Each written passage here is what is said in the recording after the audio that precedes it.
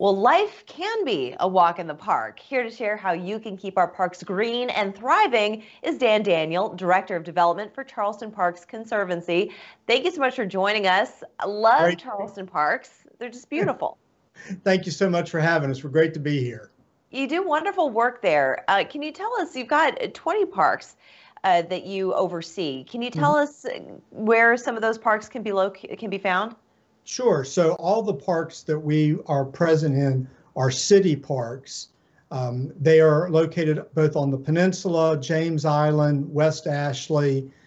So we're serving a pretty large population in terms of the demographics of the city of Charleston. And you have a challenge that's going on right now, and we'll get to the details in just a minute, but can you just talk a bit about just the importance of having parks in a city?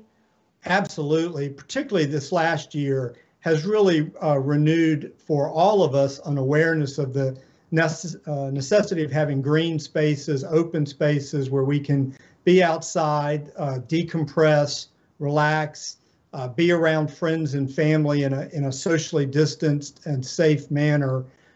So the parks have never been more important to us as a community than they have been this last year.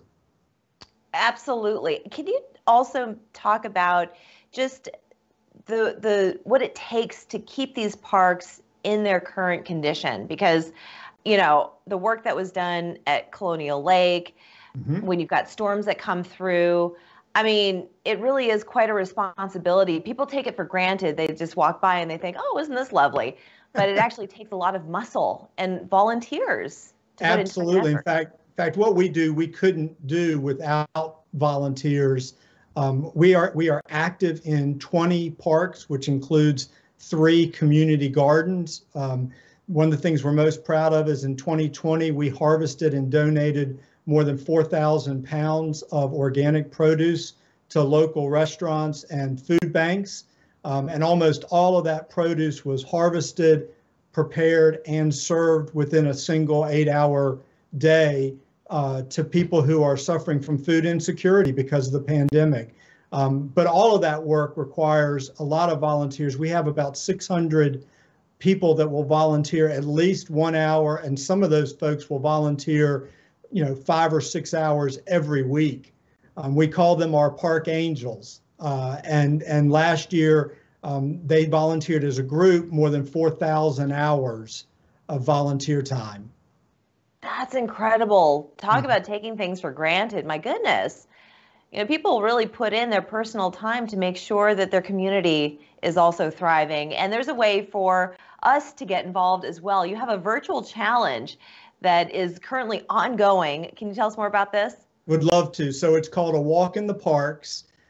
We wanted a way to engage people with our park system and yet recognize that some of the big events that we've done in years past, we can't do this year because of COVID restrictions. So the thought was, well, let's create a virtual challenge. We'll create an imaginary route that's 26.2 miles long, the distance of a typical marathon, that connects all 20 of the parks that we serve. And so we have a platform that allows people to register for the event, and then they can record their exercise, whether that's a run, a walk, a bike ride, yoga, even fishing. We've got a conversion chart on the website that allows you to convert almost any activity into a mileage equivalent. And so people can go onto the site and log their mileage. And as they do, they'll see their progression along this 26-mile virtual route. And as they achieve certain milestones, they'll get a badge and an email from us with information on the park that they're quote unquote visiting. And so they'll have an opportunity to learn more about the parks, the history of the parks, what makes that particular park unique, either from a geographic location or a historical perspective. And so over the course of that 26 miles, they'll connect with 20 different parks and have an opportunity not only to learn about the parks, but in participating in the event, also support the parks. That's fantastic. So it's going on now through the end of the month, February 28th. Yes. And people can sign up, 20 parks throughout the city. You can do it however you want to do it. $35. It's a small price to pay for the benefit of having access to these beautiful places.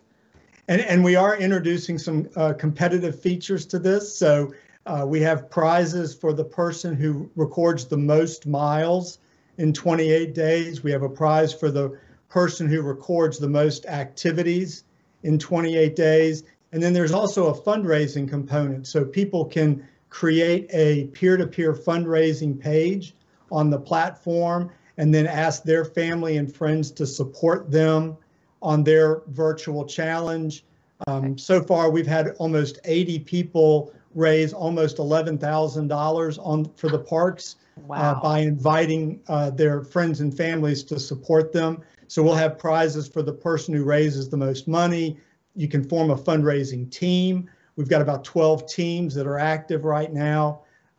So there, we love a little competition, and we think this will make it a lot. Competition. Makes things exciting. Makes it interesting.